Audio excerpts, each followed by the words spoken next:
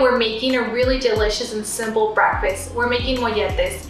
Molletes are similar to a pizza. You have your bread, your refried beans, your crispy cheese outer layer, and to top it off, some really fresh Pico De Gallo. Let's get started.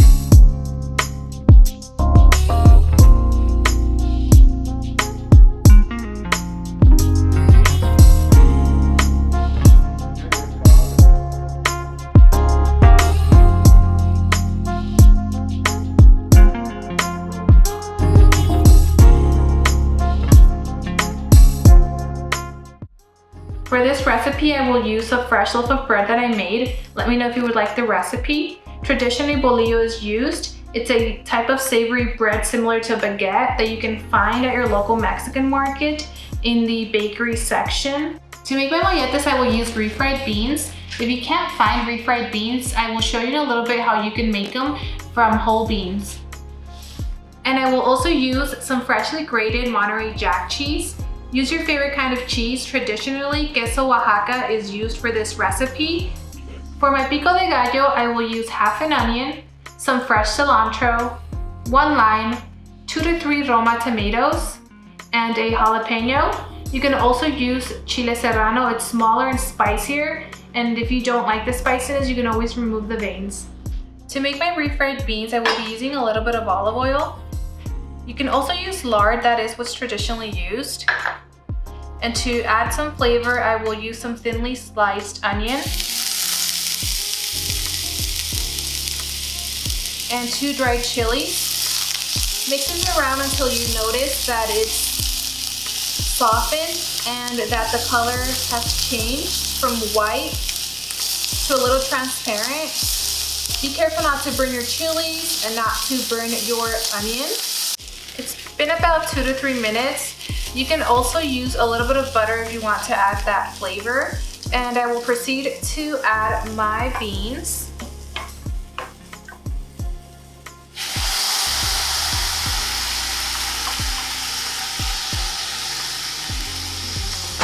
And a little bit of the broth from the beans so they don't dry too much. Remember, you don't want them too liquidy when you're making your toast.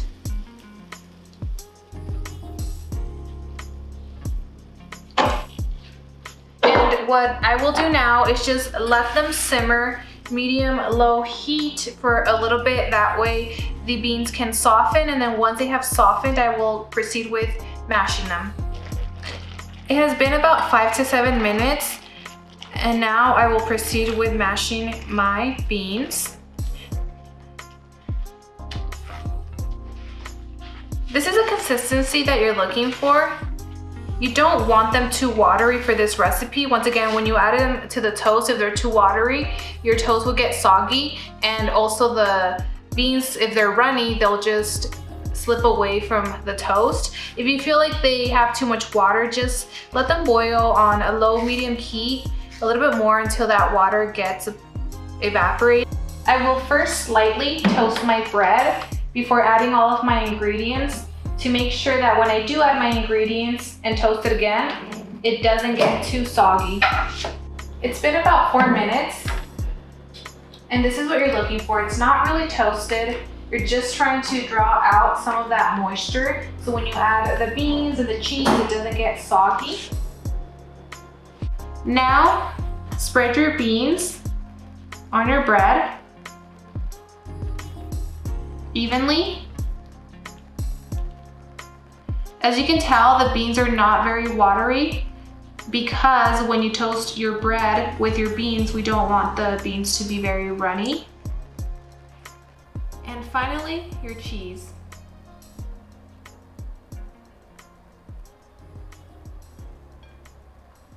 Now I will place the molletes in the oven, selecting the broil option for 500 degrees Fahrenheit, 10 minutes. Checking on them to ensure that they don't burn. While our molletes are in the oven, we will start by preparing our pico de gallo. We're starting with a tomato. Make sure that all the ingredients are finely chopped.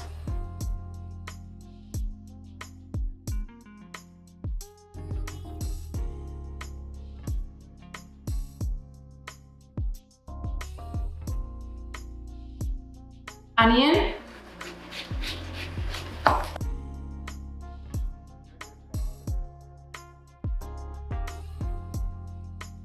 And your chili.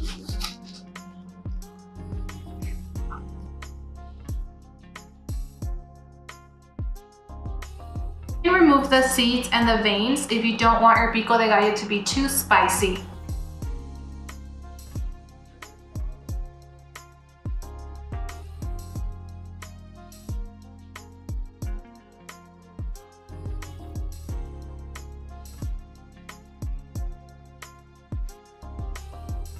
For my cilantro, I will be removing the stems. You can leave them if you like. And make sure not to chop your cilantro too finely because it tends to get mushy.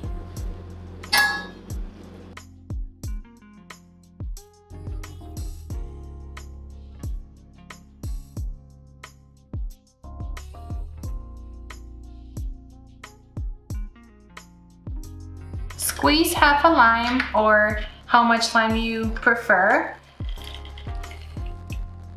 And some salt and pepper to your liking.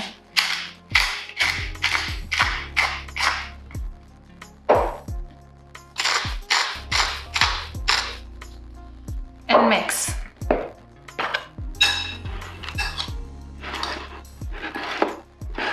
Taste it and add a little bit more lime juice if you want. You can add a little bit more salt and pepper. This is to your liking. And if you have avocado, you can also add a little bit of chopped avocado. That will give it a lot of flavor. My molletes are ready. And this is what you're looking for. A really crispy cheese crust. The bread is slightly toasted and this smells so good. And finally, your pico de gallo. I like to add a lot of pico de gallo. It really gives it a lot of freshness, flavor, and when the pico de gallo falls, I just scoop it up with the bread and it tastes really, really good.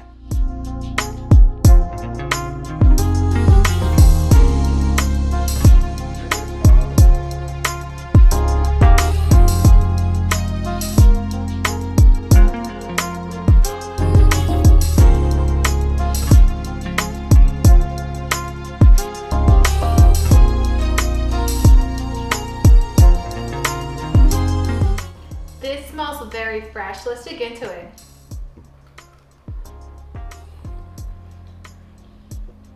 Guys, the pico de gallo, the freshness with the crispy outer layer of the cheese balance each other out really well.